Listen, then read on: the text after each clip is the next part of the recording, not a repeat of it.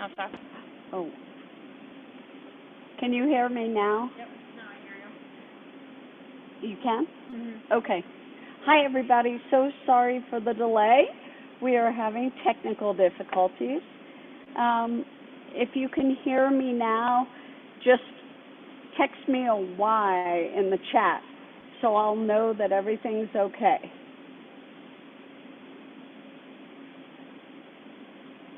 Awesome. Thank you. Thank you, Joanne. Thank you, Jan. Okay. So hopefully it won't run you too far over, but I'm going to go through the details. And I put together a list of exercises for the balance class, so thank you all for being patient and for joining me. I do want to let you know we've had big changes here. Instead of starting cardiac rehab on the 15th, we're going to be starting on the 8th. And what will happen is they'll be using both sides, the wellness gym and the cardiac rehab gym, for the social distancing, and we may be called to assist there.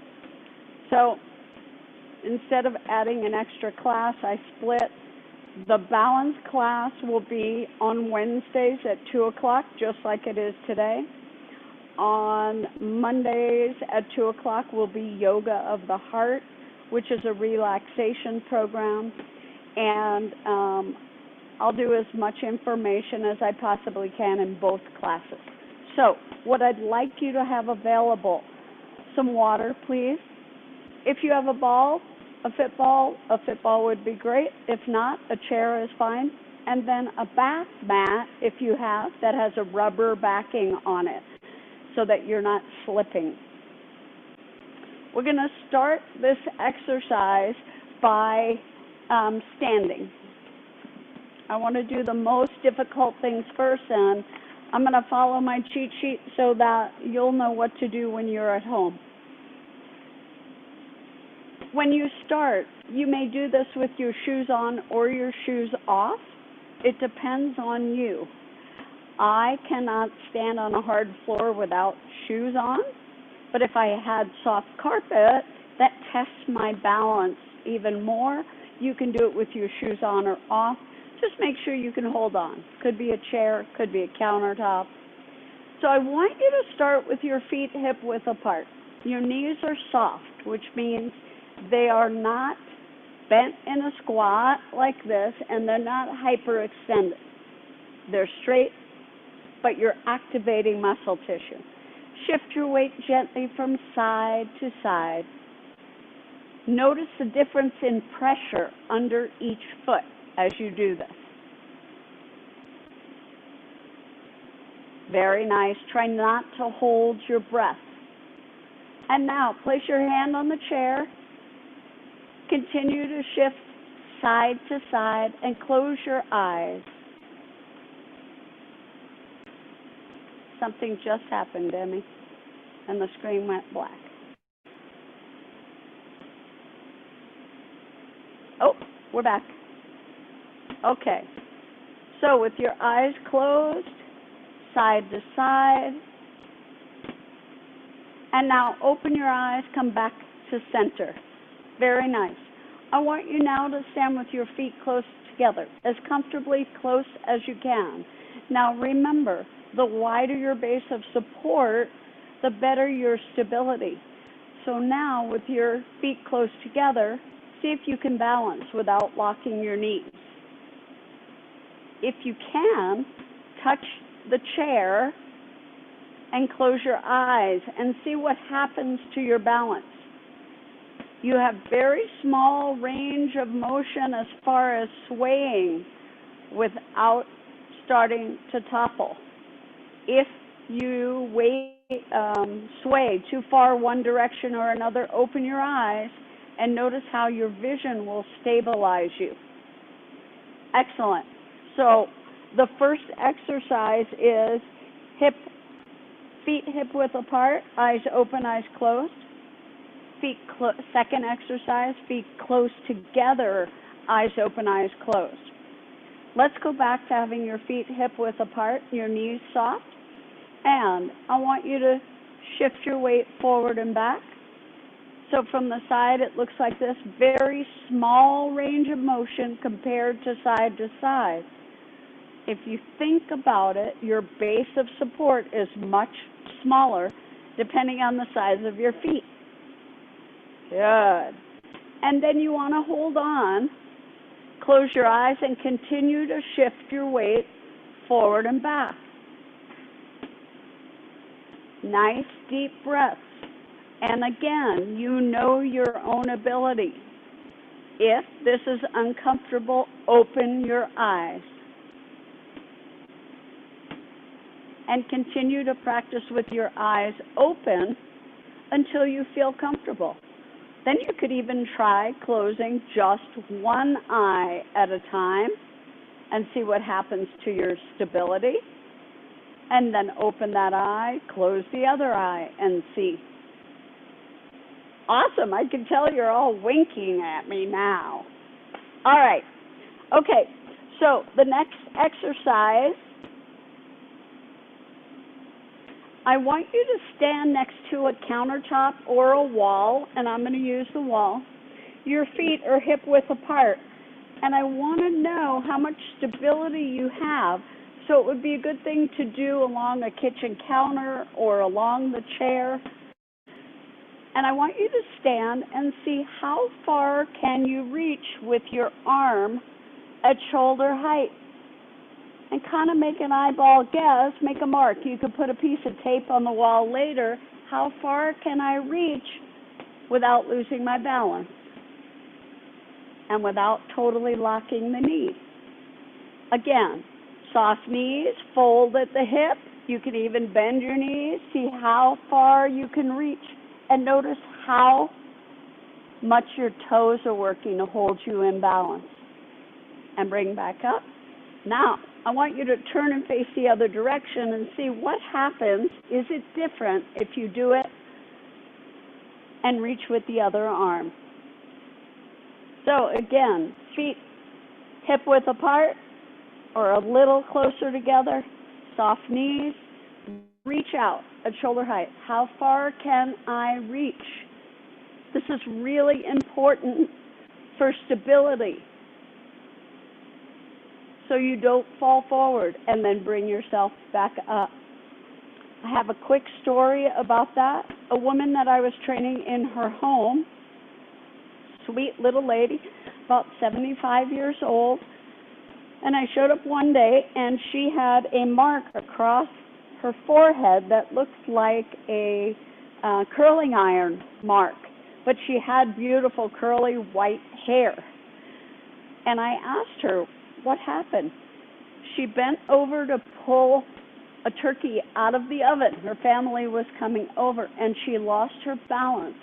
And because her hands were on the pan, her head hit the edge of the oven, and she burnt her head. She had to then drop the turkey and push back. So it's an important form of balance.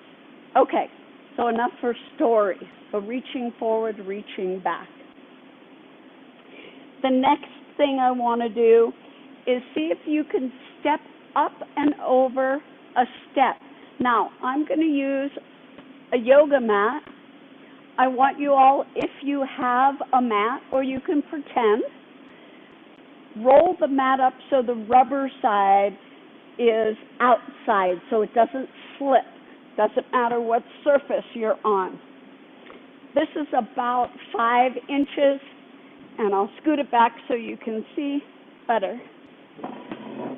What I'd like to know is, holding on to a chair or not, can you step up and over without losing your balance? And then I want you to turn around and try it the other way, meaning step up and over with the other foot. Up and over. Good. So again, stepping up and over. When would you use this? Stepping over a puddle in the parking lot? Maybe? Stepping up on a stair or a step outside a house? Try it with one foot, then try it with the other. And if you notice you're more stable on one side or the other, work on the side that's not as stable.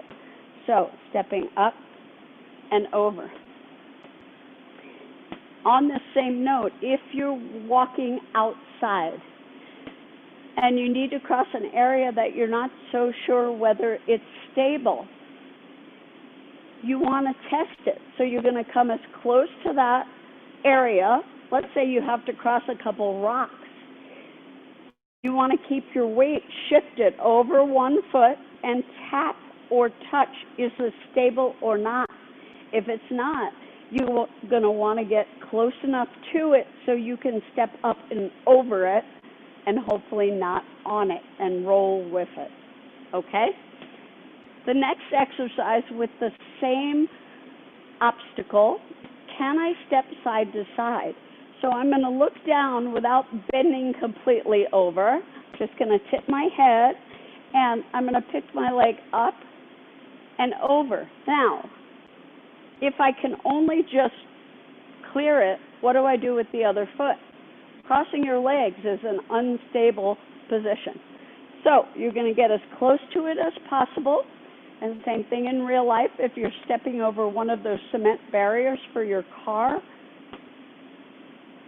you're going to step out and as far as you can, stabilize, then shift the weight and bring that foot in close. One more time. For stability, if I have to step over something, if your grandkids are visiting and there's toys on the floor and you have to step over something, or be careful not to step on your grandchild. Up, give yourself enough room. If you need to hold on, and bring that foot over again. Okay, stop and grab a drink of water, please.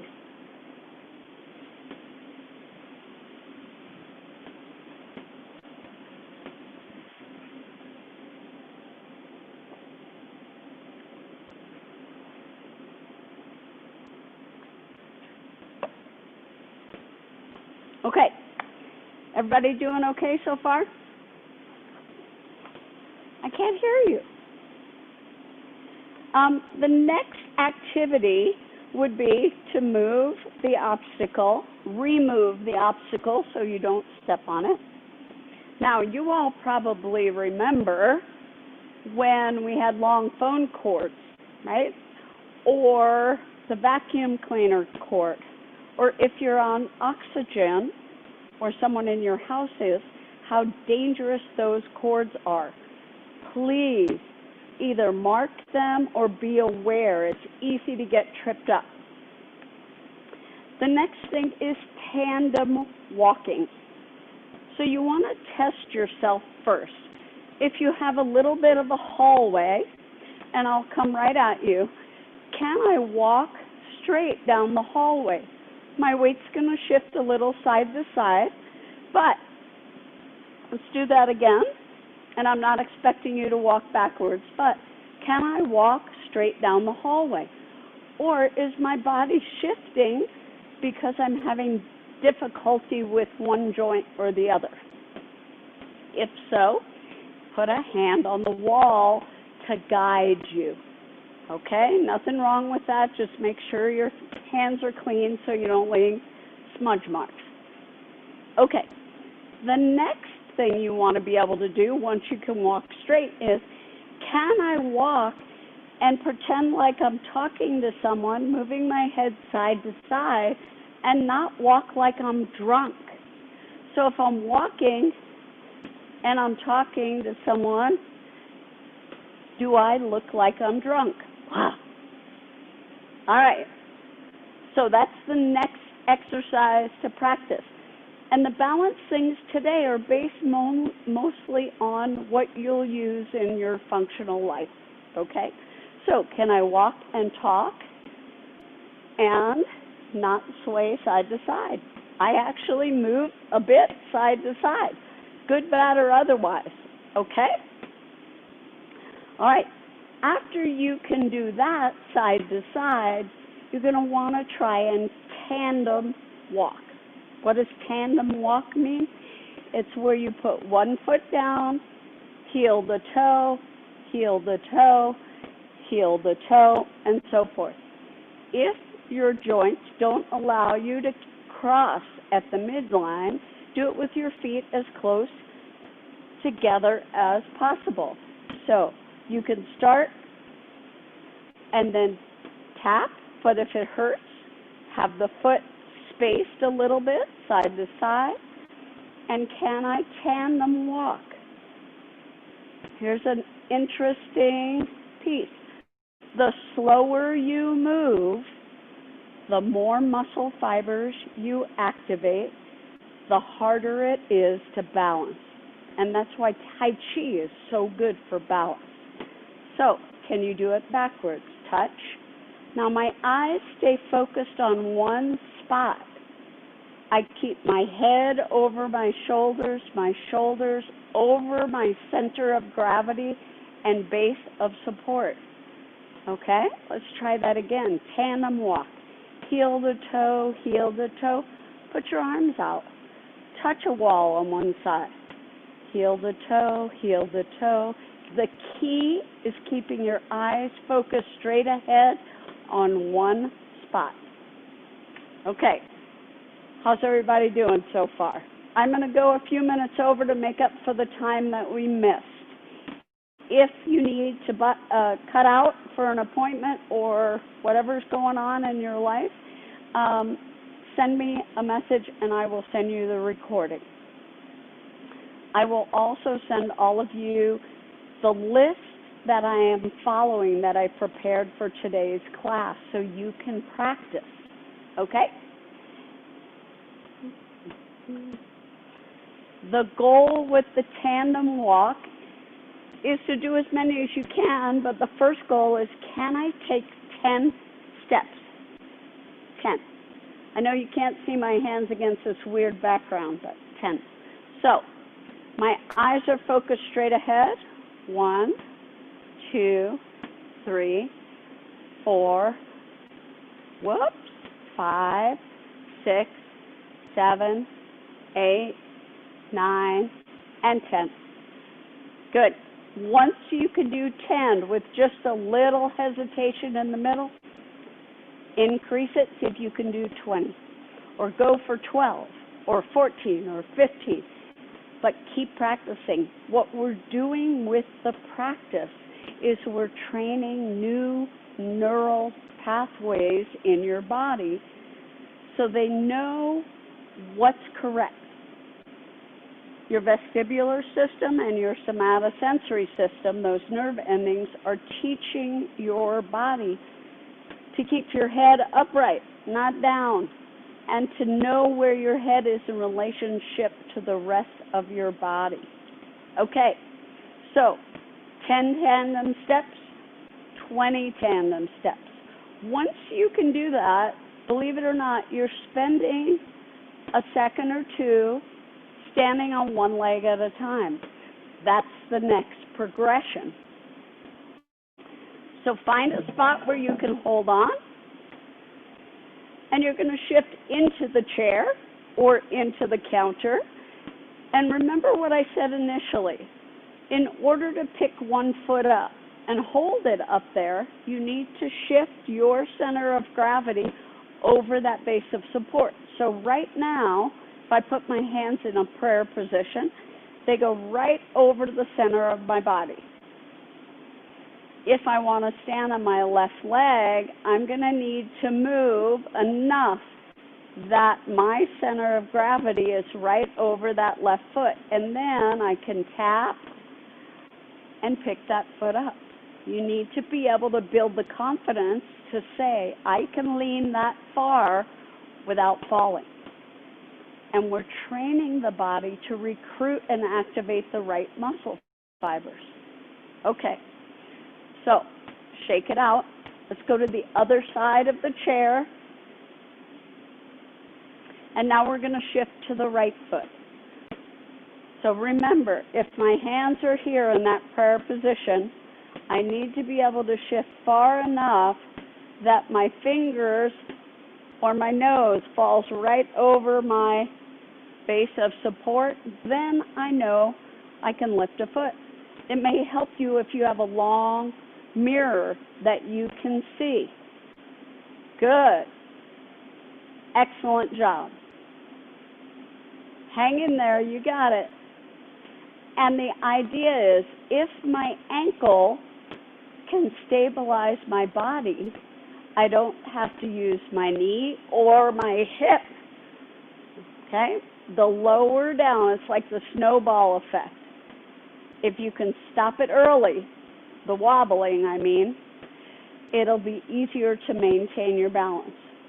So the goal for standing on one foot at a time is to be able to hold the position. Holding on is fine because you're building strength in that leg first.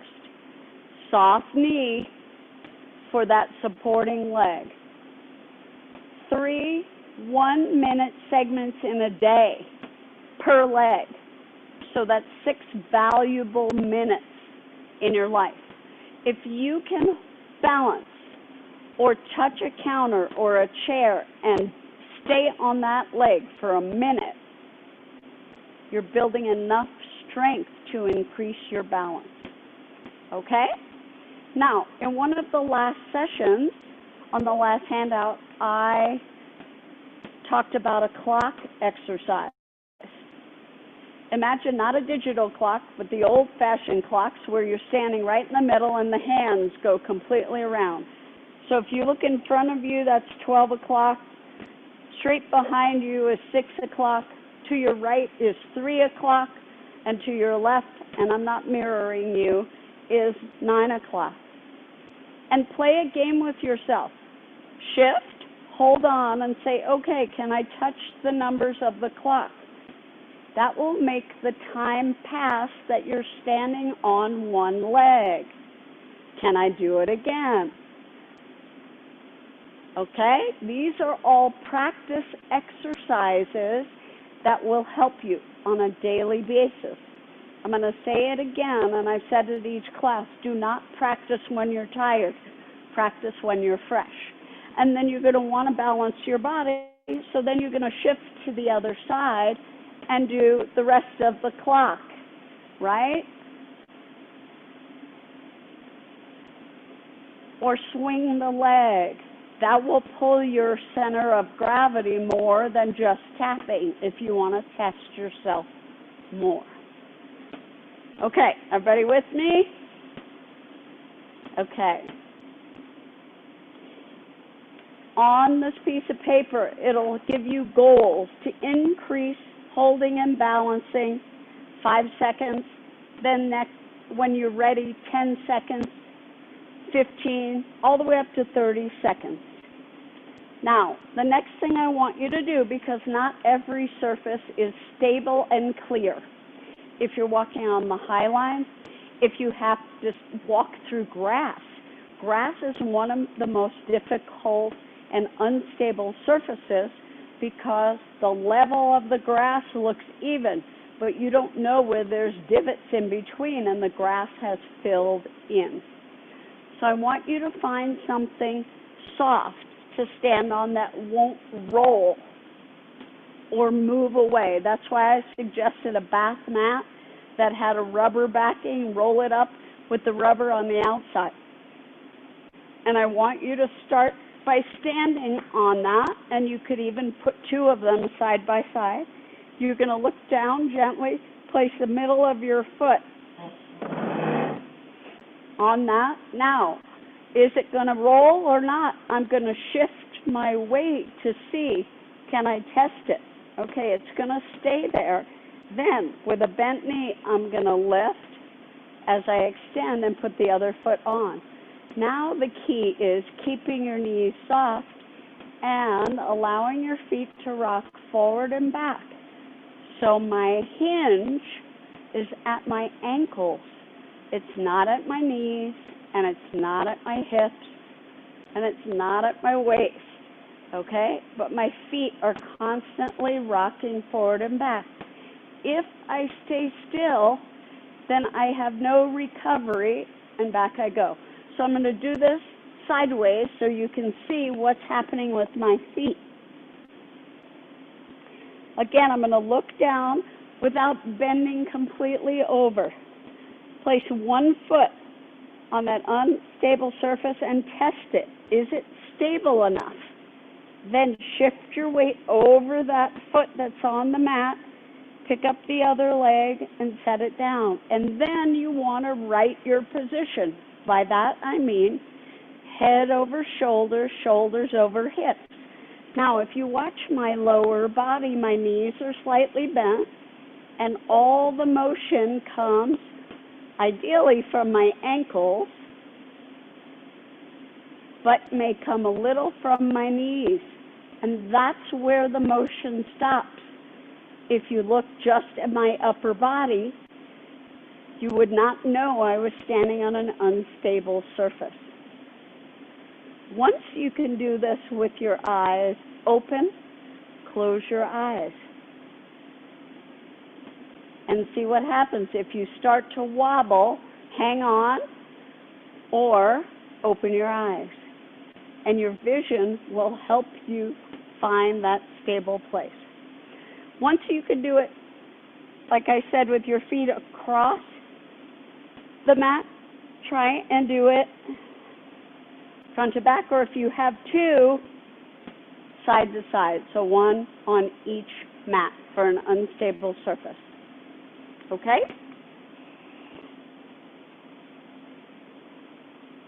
The last exercise is what I call reactive postural control. Now, you need a partner, so if you don't have a partner, skip this one for now. We did it a little bit on the ball the other day. We can do it seated or we can do it standing. The idea with a partner is to stand in a sturdy, strong position. What that looks like from the side is my feet are hip-width apart. They're not together because that narrows my base of support. They're hip-width apart. My knees are soft. So if someone pushes me this way, I'm going to tighten through my core and respond. If they push me this way, my knees are soft. If my knees were locked and they pushed me, I would fall backwards. If they push me from the back. So if you're working with a partner, I want you first, and there's directions on the paper, to do it seated or standing. If you're sitting, try sitting on a ball.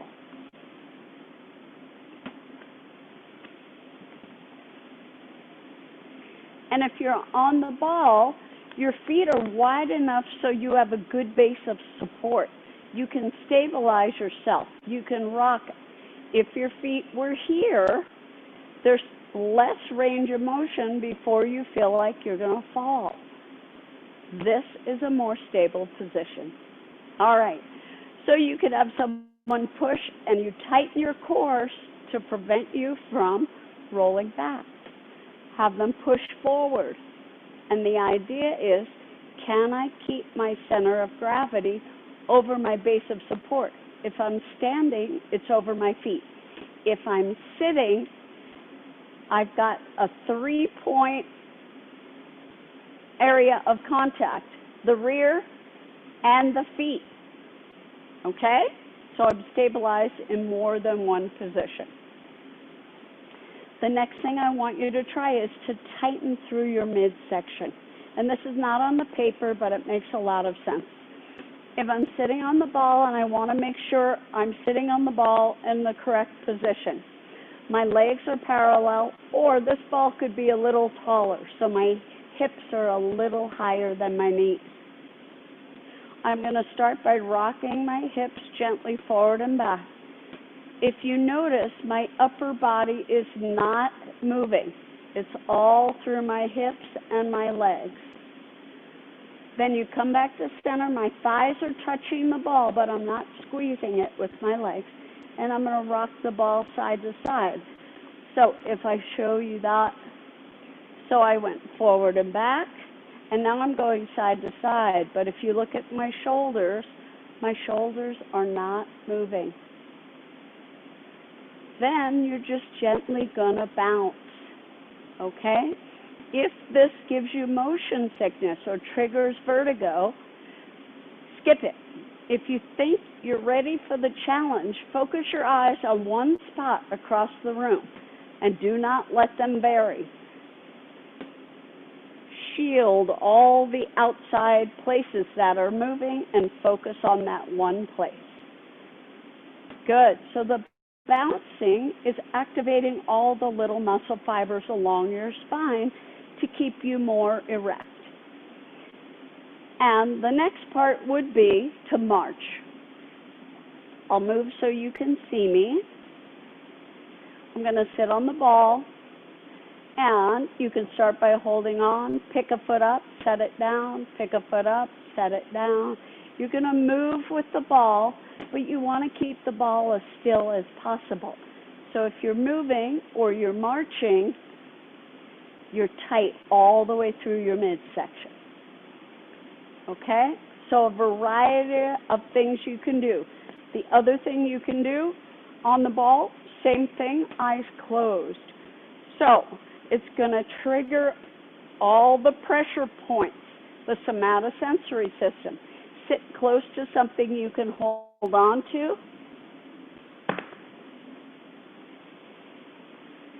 And close your eyes. Just sit there and picture in your mind's eye a stable body, your stable body sitting on the ball.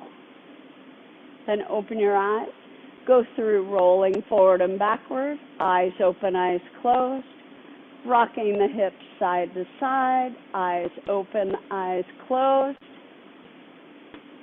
Circle your hips. Remember, your shoulders and your head stay still, and your lower body moves, activating your core.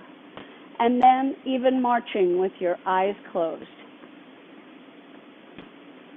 Okay, I've given you plenty to think about. I will send you all a copy of this recording with the handout today so you can practice these activities. Because of the new demands on Demi and I don't want to eliminate balance. What I will do is yoga of the heart one day, balance on Wednesdays at 2 o'clock. If you have questions, you know you can email me. Okay? Thank you, everyone. Have a great day.